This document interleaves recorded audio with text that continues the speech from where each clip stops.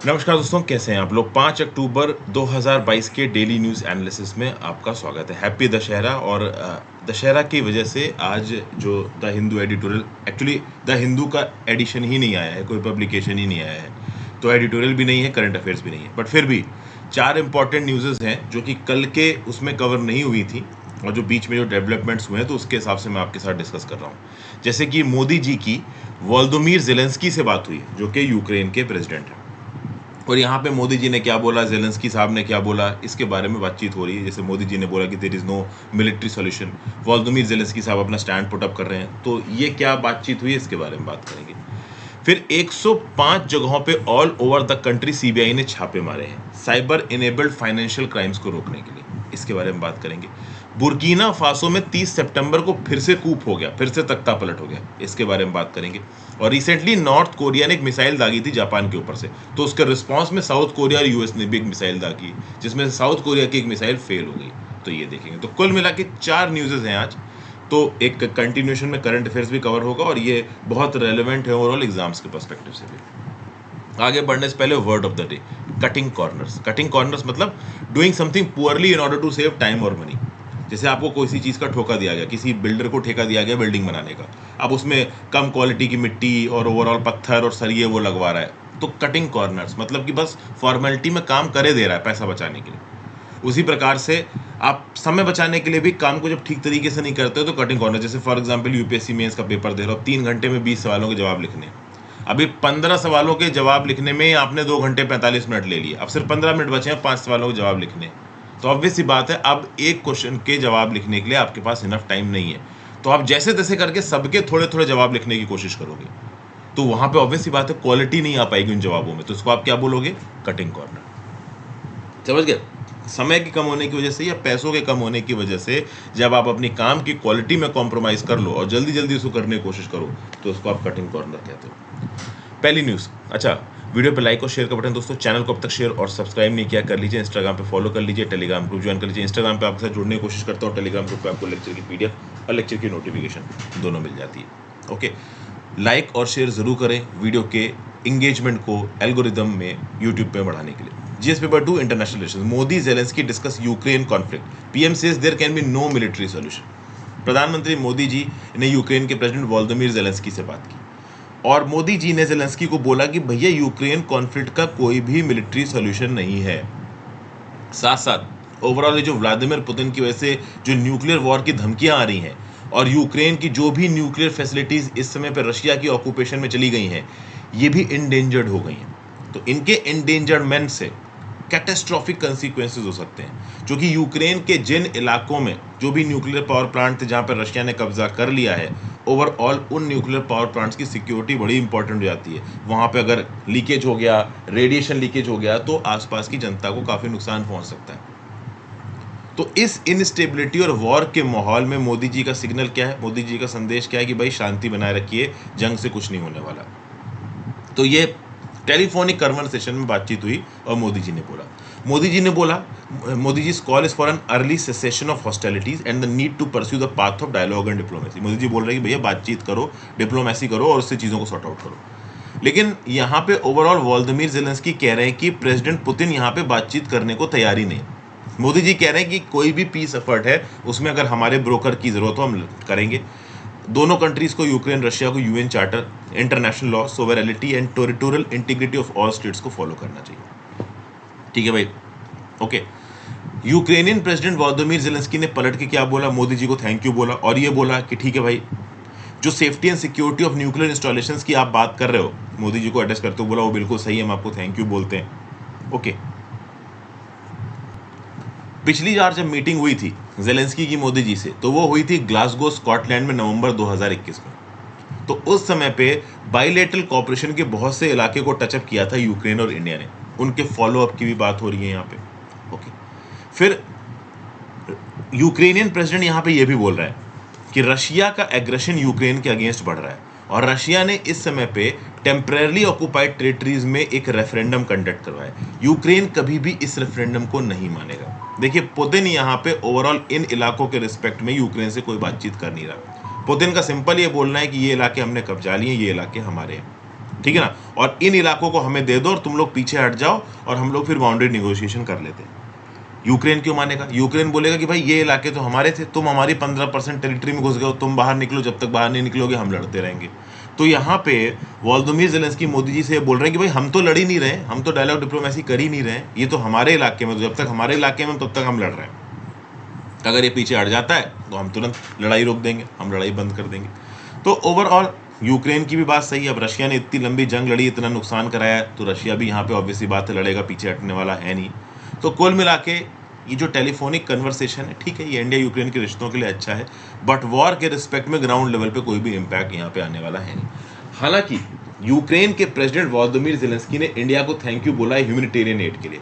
No doubt यहाँ पे India का स्टैंस बहुत ज़्यादा प्रो रशिया रहा है। वॉर के रिस्पेक्ट में हमने रशिया को ज़्यादा क्रिटिसाइज नहीं किया है, जो भी किया है थोड़ा बहुत दबे शब्दों में किया है, but at the same point of time India ने बहुत सी ह्यूमैनिटेरियन एड, खाना, दवाइयाँ भेजी हैं यूक्रेन के अंदर, जो जिसकी यूक्रेन को ज़रूरत है।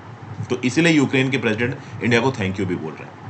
फिर ग्लोबल फूड सिक्योरिटी के मुद्दे को लेके यूक्रेनियन प्रेसिडेंट ने इंडिया को बोला कि ठीक है भाई, हम दुनिया की वर्ल्ड की फूड सिक्योरिटी की गारंटर की तरह बनने के लिए तैयार हैं। इंटरनेशनल कम्युनिटी में जो भी खाने पीने की चीज़ों की ज़रूरत है उसको हम पूरा करने को तैयार हैं, लेकिन हम रशिया का न्यूक्लियर ब्लैकमेल नहीं सहेंगे। ये सब बातें यहाँ पे हो रही। फिर आगे आने वाले समय में full scale Ukrainian Indian contacts को डेवलप किया जाएगा, बाइलेटरल रिलेशंस को कॉम्प्रिहेंसिव पार्टनरशिप में कन्वर्ट किया जाएगा। ये सब बातें भी यूक्रेन यहाँ पे कह रहा है। अगली news, GS paper 2 security forces and their mandate cyber crimes. CBI leads crackdown on cyber enabled financial crimes, 105 places search throughout the country. CBI ने एक ऑपरेशन लीड किया जिसको कोड नेम दिया गया चक्र। साइबर इनेबल्ड फाइनेंशियल क्राइम्स को रोकने के लिए चक्र नाम का ऑपरेशन सीबीआई ने चलाया है। हमारे देश में 105 प्लेसेस पे सर्च किए गए on the basis of inputs by FBI, Interpol, Canadian and Australian enforcement agency. राज्य की सरकार की पुलिस को भी इन्वॉल्व किया गया। अंडमान एंड निकोबार आइलैंड्स, दिल्ली, चंडीगढ़, पंजाब, आसाम, इन जगहों पे छापे मारे गए। इंडिया के 2 कॉल सेंटर्स जो कि पुणे और अहमदाबाद में थे, वहां से फाइनेंशियल क्राइम कंडक्ट किया गया यूएस के अंदर। जो छापे मारे गए, सीबीआई ने 87 लोकेशंस को सर्च किया, जिसमें से एक को पंजाब से पकड़ा है, उसके पास 1.5 करोड़ रुपया कैश मिला है। एक को राजस्थान से पकड़ा है, जिसको राजस्थान से पकड़ा है वहां से 1.5 किलो सोना पाया गया। ठीक है भाई, तो ये जो एक्सरसाइज है ये सीबीआई की इंटरनेशनल ऑपरेशन विंग्स और सीबीआई की साइबर क्राइम इन्वेस्टिगेशन डिपार्टमेंट ने मिलकर कंडक्ट की है। और यहां पे सीबीआई ने एफबीआई को भी अलर्ट कर दिया है कि अगर हमारी सर्च और सीजर के समय पे यूएस में अगर हमें कुछ उल्टी सीधी इन्फॉर्मेशन पता चली, कुछ मूवमेंट पता चली, तो हम आपको बता देंगे, आप वहां पे छापे मारना। अगर आप देखो तो 4 प्लेसेस को सर्च किया गया अंडमान और निकोबार आइलैंड से पुलिस के द्वारा। दिल्ली में 5 जगहों को, चंडीगढ़ में 3 जगहों को, और पंजाब, आसाम और कर्नाटका में हर जगह पे 2 जगहों को। और इसके लिए राज्य की सरकार की पुलिस को भी इन्वॉल्व किया गया, जॉइंट टीम्स बनाई गई। Huge amount of digital evidence यहाँ पे पाया गया। पिछले कुछ दिनों में सीबीआई का ये तीसरा ऐसा ऑपरेशन है। ऑपरेशन का नाम क्या था? चक्र। एक और ऐसा ऑपरेशन था जिसकी हमने बात की थी, ये था ऑपरेशन गरुड़। ठीक है ना, ऑपरेशन गरुड़ सीबीआई ने चलाया था ड्रग स्मगलिंग के अगेंस्ट। इंटरपोल और नारकोटिक्स कंट्रोल ब्यूरो के साथ मिलकर बहुत से राज्य और केंद्र शासित प्रदेशों में, पंजाब में, दिल्ली में, महाराष्ट्र में, मणिपुर, तमिलनाडु, हिमाचल प्रदेश में सितंबर के आखिरी हफ्ते में जबरदस्त तरीके से रेड मारी गई। 127 केसेस को रजिस्टर किया गया, 175 लोगों को अरेस्ट किया गया। अगर आप देखो तो 24 सितंबर को सीबीआई ने 59 लोकेशंस को सर्च किया, एक यूनियन टेरिटरी में और 20 स्टेट्स में। क्यों? चाइल्ड सेक्सुअल अब्यूज मटेरियल को पॉइंट आउट करने के लिए। समझिए, 3 ऑपरेशंस की यहाँ पे बात हो रही है। एक तो चक्र operation, cyber enabled financial crime को रोकने के लिए सीबीआई लेड ऑपरेशन था। फिर एक सीबीआई लेड ऑपरेशन आया, ऑपरेशन गरुड़, यहाँ पे ड्रग स्मगलिंग को रोकने के लिए एनसीबी की मदद ली गई, राज्य सरकार की पुलिस की मदद हर जगह पे ली गई। फिर एक और ऑपरेशन यहाँ पे मेघ चक्र। मेघ चक्र ऑपरेशन था कि चाइल्ड सेक्सुअल अब्यूज मटेरियल से रिलेटेड जो भी कंटेंट मार्केट में आप कह लो सर्कुलेट हो रहा है, जो भी लोग इसमें इन्वॉल्व है, उनको रोकने के लिए। तो इंटरपोल की Singapore crime against children unit से जो इनपुट आया था, और इंटरपोल की Singapore crime against children unit को इनपुट आया था न्यूजीलैंड की पुलिस से, इस इनपुट के आधार पर सीबीआई ने कंडक्ट किया मेघ चक्र। ठीक है, और वो लोग जो कि चाइल्ड सेक्सुअल अब्यूज मटेरियल फैला रहे थे, उनको यहाँ पे पकड़ा है। फिर अगली news, GS paper 2 international news, Burkina Faso's new military government meets West Africa bloc. Burkina Faso के जो नए मिलिट्री लीडर्स हैं वो रिसेंटली मिले वेस्ट अफ्रीका की मेन पॉलिटिकल और इकोनॉमिक ब्लॉक इकोवास के साथ। सबसे पहले तो आप ये समझ लीजिए कि ये इकोवास क्या है। मैं बता दूं, जनवरी में बुर्किना फासो में एक आप कह लो कूप हुआ था, और उसके बाद अभी 30 सितंबर को फिर से एक कूप हो गया। तो कूप लाइन से हो रहे हैं बुर्किना फासो के अंदर, और बुर्किना फासो की आसपास की कंट्री में भी कूप हो रहे हैं। इस्लामिस्ट इंसर्जेंसी वहां पे फैल रही है। इसको समझाता हूं आपको थोड़ी देर में। सबसे पहले बात करते हैं व्हाट इज इकोवास। तो एक रीजनल पॉलिटिकल और इकोनॉमिक यूनियन है 15 कंट्रीज का, वेस्ट अफ्रीका में सिचुएटेड है। 1975 में इसको लागू किया गया था ट्रीटी ऑफ लेगोस के थ्रू। लेगोस एक शहर है नाइजीरिया में, ठीक है। नाइजीरिया का इंडस्ट्रियल और कह लो कि one of the posh cities में आता है लेगोस। इकोवास का गोल क्या है? इकोवास का गोल है to achieve collective self sufficiency for its member states by creating a single large trade bloc by building a full economic and trading union. तो collective self sufficiency लेके आइए, ये इकोवास का गोल है। इसके मेंबर स्टेट्स के लिए एक सिंगल लार्ज ट्रेड ब्लॉक बना के, ठीक है ना, एक फुल इकोनॉमिक और ट्रेडिंग यूनियन बना के। फिर ये इकोवास एक पीस कीपिंग फोर्स को भी मेंटेन करता है रीजन में। ओके भाई, तो ये जो कॉन्टिनेंट पूरे अफ्रीका में जो फैला हुआ अफ्रीकन इकोनॉमिक कम्युनिटी है, उसका एक बड़ा ही इंपॉर्टेंट मेंबर है आपका इकोवास। अब इकोवास के दो सब रीजनल ब्लॉक्स हैं, दो छोटे छोटे ब्लॉक्स हैं। इकोवास यहाँ पे जितना भी आपको हरे में नजर आ रहा है ना, वो इकोवास है। सेनेगल, गाम्बिया, गिनी बिसाऊ गिनी, सेरा लियोने, लाइबीरिया, फिर आप देखो घाना, कोटे डी आइवोर, बुर्किना फासो, नाइजीरिया, आपका बेनिन, टोगो, फिर माली, नाइजर, ये सब पार्ट है किसके? इकोवास के। अब इकोवास के अंदर दो सब रीजनल ब्लॉक्स है। एक West African economic and monetary union, इसमें 8 कंट्रीज हैं। ज़्यादातर वो कंट्रीज जो कि फ्रेंच बोलती हैं। क्यों? क्योंकि एक समय पे इन इलाकों में फ्रांस का राज था। एक है वेस्ट अफ्रीकन मॉनेटरी जोन, इसको 2000 में बनाया गया, तो इसमें 6 कंट्रीज हैं जो कि मेनली इंग्लिश बोलती हैं। यहाँ पे अंग्रेजों का राज था। समझ के भाई? तो ये हमने बात की इकोवास की। ओके, अब ओवरऑल आप समझिए, ये आपको नजर आ रहा है बुर्किना फासो, ठीक है ना। इसके ऊपर आपको नजर आ रहा है माली,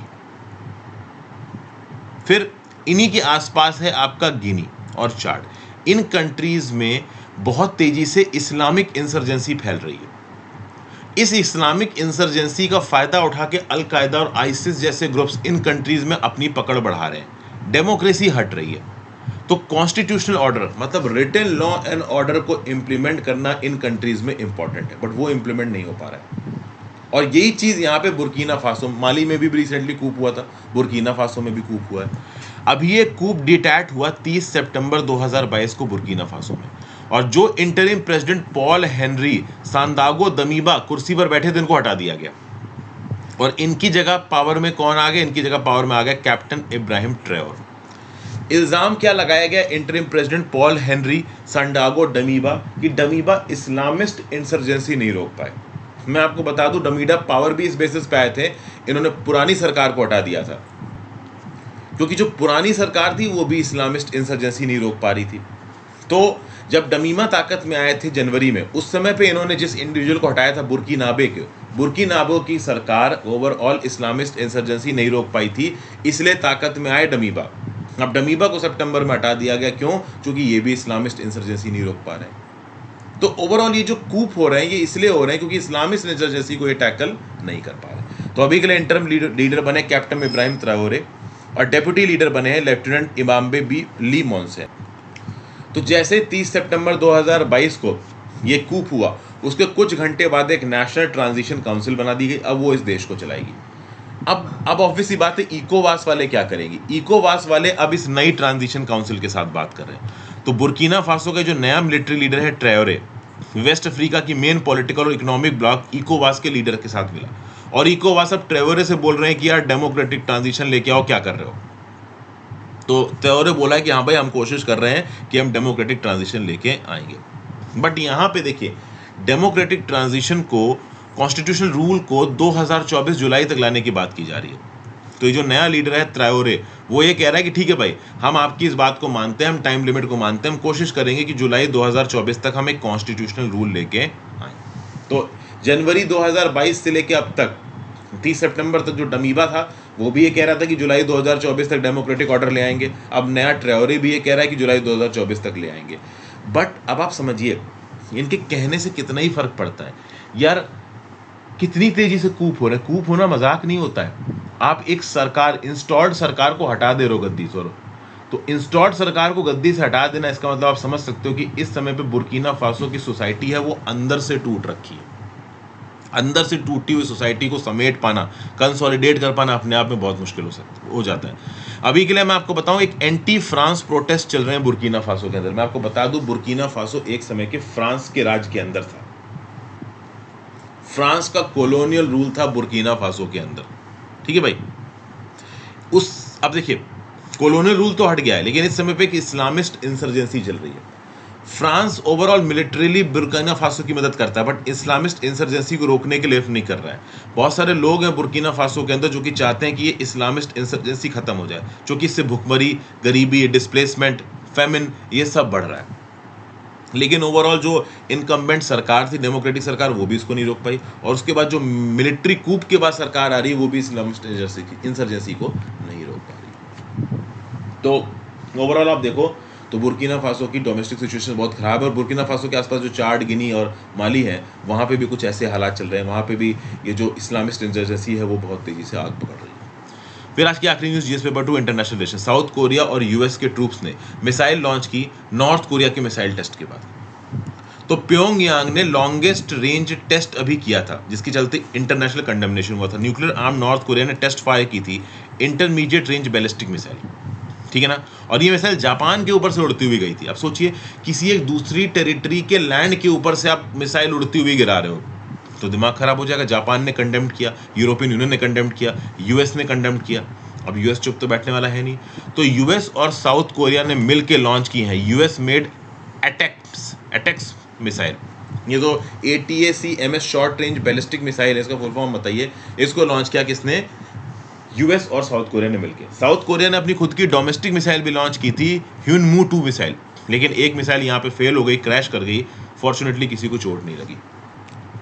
तो नॉर्थ कोरिया के मिसाइल टेस्ट को US president Joe Biden, Japanese के prime minister Fumio Kishida, European Union, UN secretary general Antonio Guterres, इन सब ने क्रिटिसाइज किया है। ये बोला है कि आप यूएन सिक्योरिटी काउंसिल के रेजोल्यूशंस को वायलेट करो। सबसे हंसी की बात यह है कि नॉर्थ कोरिया के इस एक्शन को लेके यूएस एक रेजोल्यूशन चाहता था यूनाइटेड नेशन सिक्योरिटी काउंसिल ने, बट आप बहुत आराम से एक्सपेक्ट कर सकते हो कि इस रेजोल्यूशन को ब्लॉक कर दिया रशिया और चाइना ने।